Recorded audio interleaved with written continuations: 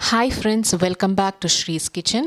இன்றைக்கி பார்த்தீங்கன்னா தூதுவளை வந்து இங்கே வாஷ் பண்ணி வச்சுருக்கேன். அதில் உள்ள அந்த விதை இருக்கும் இல்லையா, அதை வந்து தனியாக பாக்ஸில் போட்டு வச்சுருக்கேன், நட்டு வைக்கலாம் அப்படின்ட்டு.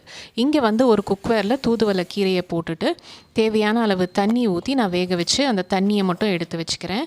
அப்புறம் ஒரு மிக்ஸி ஜாரில் கொஞ்சமாக தனியா, அதாவது ஒரு ஸ்பூன் தனியா, அதுக்கப்புறம் ஒரே ஒரு காஞ்ச மிளகா, மிளகு பார்த்திங்கன்னா ஒரு 2 ஸ்பூன் மிளகு, சீரகம் வந்து 1.5 ஸ்பூன் சீரகம், அதுக்கப்புறம் ஒரு 10லேருந்து 15 பல் பூண்டு. நான் பூண்டு நிறைய யூஸ் பண்ணுவேன், அதனால் நீங்கள் பூண்டு உங்கள் டேஸ்ட்டுக்கு ஏற்ற மாதிரி போட்டுக்கோங்க. கொஞ்சமாக கருவேப்பிலை, இது எல்லாம் கொரப்பாக அரைச்சி நம்ம வச்சுக்கலாம். இதனுடைய அரோமா பார்த்திங்கன்னா தனியா போடுறதுனால ரொம்ப நல்லாயிருக்கும்.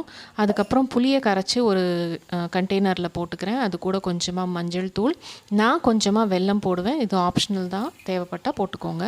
அதுக்கப்புறம் உப்பு, அதுக்கப்புறம் நம்ம வந்து அரைச்சி வச்சுருக்க மிளகு சீரகம், அதுக்கப்புறம் தூதுவளை தண்ணி, இது எல்லாம் போட்டு அதுக்கப்புறம் தக்காளி வந்து கொஞ்சமாக அரைச்சி அதையும் அந்த ரசத்து கூட சேர்த்து நல்லா மிக்ஸ் பண்ணி உப்பு செக் பண்ணிக்கோங்க. நான் கொஞ்சமாக வந்து ஃப்ளேவருக்காக பச்சை மிளகா போட்டுக்கிறேன்.